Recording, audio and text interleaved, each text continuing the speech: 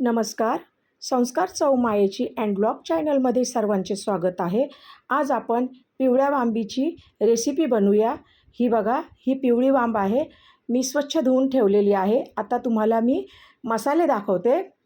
हे बघा, हळद, तेजपत्ता, जावित्री, काळी विलायची, लवंग आणि काळी मिरी, दालचिनी, चक्रीफूल, हिरवी वेलची, दगडफूल, धणे आणि शहाजिरे. त्यानंतर किसून घेतलेलं खोबरं, हे बघा. त्यानंतर लसूण, चिरून घेतलेला कांदा, आलं म्हणजेच अद्रक. बघू शकता. आता मसाले भाजून घेऊयात. थोडंसं पॅनमध्ये तेल घालून घेतलेलं आहे. कांदा भाजून घ्यायचा आहे. कलर बदलेपर्यंत भाजायचा आहे.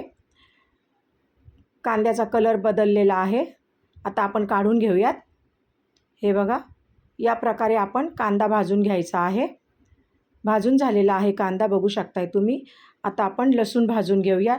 लसणाचा सुद्धा कलर बदली होईपर्यंत आपण भाजून घ्यायचा आहे. काढून घेऊयात. आता लसूण भाजून झालेला आहे. त्यानंतर आपण सगळे गरम मसाले भाजून घ्यायचे आहे. मसाले भाजताना अगदी थोडंसं तेल घालायचं आहे. अर्धा चमचा तेल घालायचं आहे. आणि मसाले हे बारीक गॅसवरतीच नेहमी भाजून घ्यायचे. मसाला आपला भाजून झालेला आहे. आता काढून घेऊयात. बघा किती छान भाजलेला आहे, बघू शकताय. आता आपण त्यामध्ये खोबरं किसलेलं होतं ते सुद्धा कलर बदलेपर्यंत भाजून घेऊया. खोबरं पण भाजून झालेलं आहे आणि ते सुद्धा आपण काढून घेऊयात. या प्रकारे आपण खोबरंही भाजून घेतलेलं आहे. आता हे सगळे मसाले आपण मिक्सरच्या भांड्यात घालून त्यामध्ये पुन्हा आपण कोथिंबीर घालूया आणि मसाला बारीक करून घेऊयात.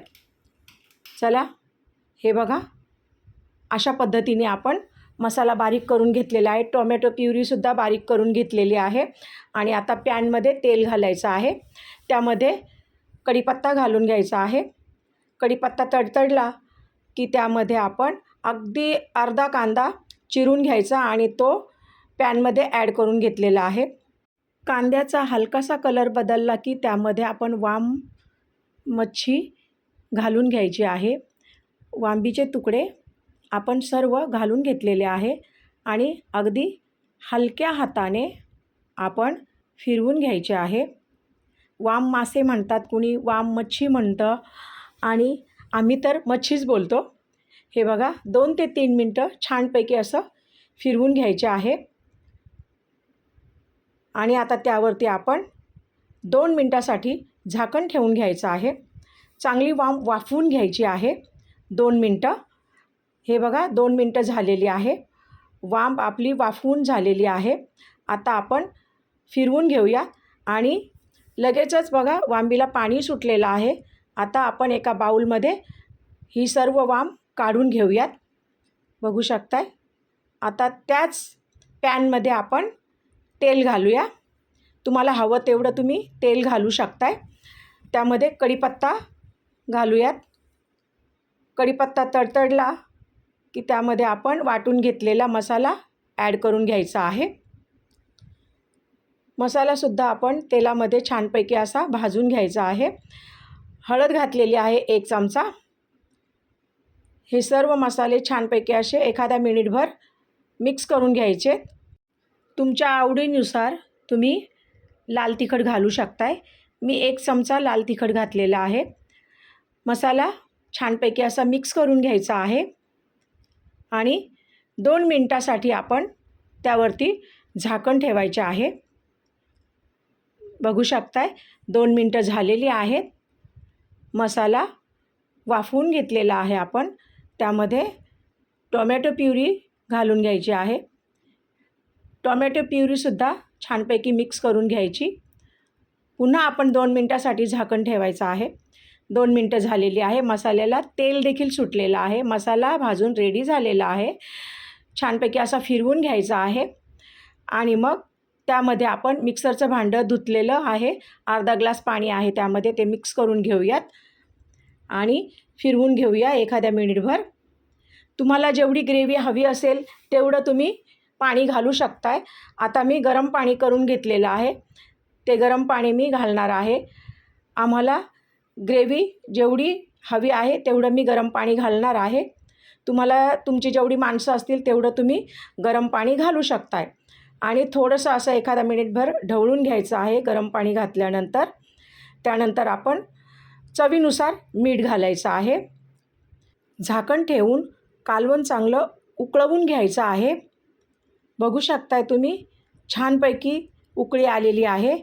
या स्टेजला आपण गॅस बारीक करायचा आहे आणि तेलामध्ये वाफवून घेतलेली वाम ॲड करून घ्यायची आहे. या प्रकारे आपण सगळी वाम ॲड करून घेतलेली आहे. अगदी हलक्या हाताने फिरवून घ्यायचं आहे, कारण वाम आपण वाफवून घेतलेली होती, तुकडे होतात म्हणून आपण हलक्या हाताने फिरवून घ्यायची आहे. अगदी थोडीशी कोथिंबीर ॲड करून घ्यायची आहे आणि 7 ते 8 मिनटासाठी आपण झाकण लावून बारीक गॅसवरती वाम शिजवून घ्यायची आहे. मस्तपैकी वाम शिजल्या गेलेली आहे. वांबीचा रस्सा छानपैकी असा रेडी झालेला आहे. पिवळ्या वांबीचं कालवण खूपच टेस्टी आणि खूपच छान चवीला असते पिवळी वाम. त्यासाठी तुम्ही पिवळ्या वांबीचं कालवण एकदा माझ्या पद्धतीने नक्कीच बनवा. खूपच चविष्ट असं हे कालवण बनलं जातं. माझ्या पद्धतीने नक्की बनवा आणि मला कमेंट करून नक्की सांगा. जर का तुम्हाला माझी पिवळ्या वांबीची रेसिपी आवडली असेल तरच माझ्या चॅनलला लाईक करा, शेअर करा, सबस्क्राईब करा, बेलचं बटन दाबा, म्हणजे मी नवीन व्हिडिओ टाकल्यानंतर तुम्हाला सर्वात प्रथम नोटिफिकेशन येईल. थँक्यू. धन्यवाद.